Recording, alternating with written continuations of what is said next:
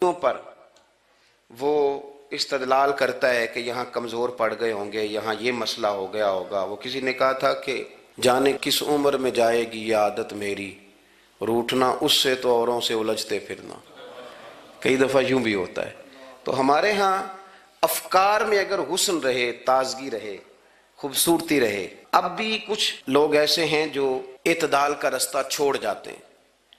صوفیاء کی جماعت میں جب سے ملنگوں نے قدم رکھا ہے، اور بہت سارے ایسے لوگ جو کہتے ہیں کہ نہیں تمہیں نہیں پتہ بات معرفت کی ہے، تو ان لوگوں نے بھی خرابی پیدا کر دی۔ پھر اس کا نقصان یہ ہوا کہ کچھ دانشوروں نے، شعراء نے، سیاستدانوں نے معاذ اللہ یہاں تک کہنا شروع کر دیا کہ جو جس کو بھی پکارتا ہے کسی نہ کسی روپ میں اللہ کو ہی پکارتا ہے۔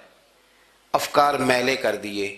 بھئی اگر جس کو بھی جو پکارا جا رہا تھا تو وہ معاذ اللہ اللہ کو ہی پکارا جا رہا تھا، جس کے سامنے جو جھکتا تھا تو کوئی نہ کوئی اس کے ہاں توحید پائی ہی جاتی تھی، تو پھر اللہ کے رسول بتوں کے خلاف کیوں جہاد کرتے رہے؟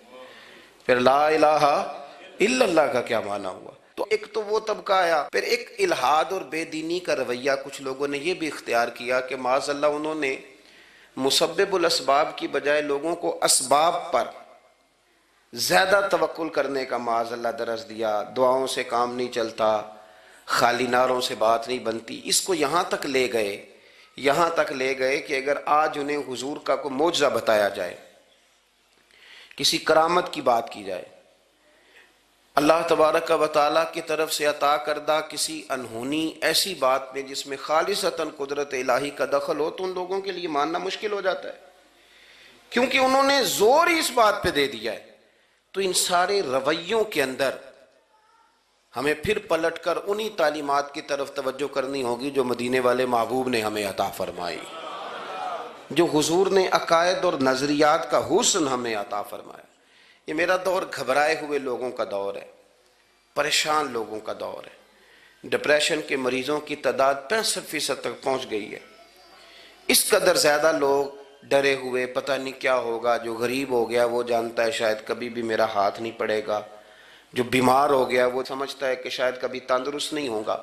تو کمزوری آ گئی اور تیزی کے ساتھ آئی۔ ٹی وی پہ بیٹھے لوگوں نے بھی کمزور کیا۔ پھر ایک تعویذ دھاگے والے تھے، انہوں نے بھی کہہ دیا تینوں کسی نے کچھ کیتا ہے۔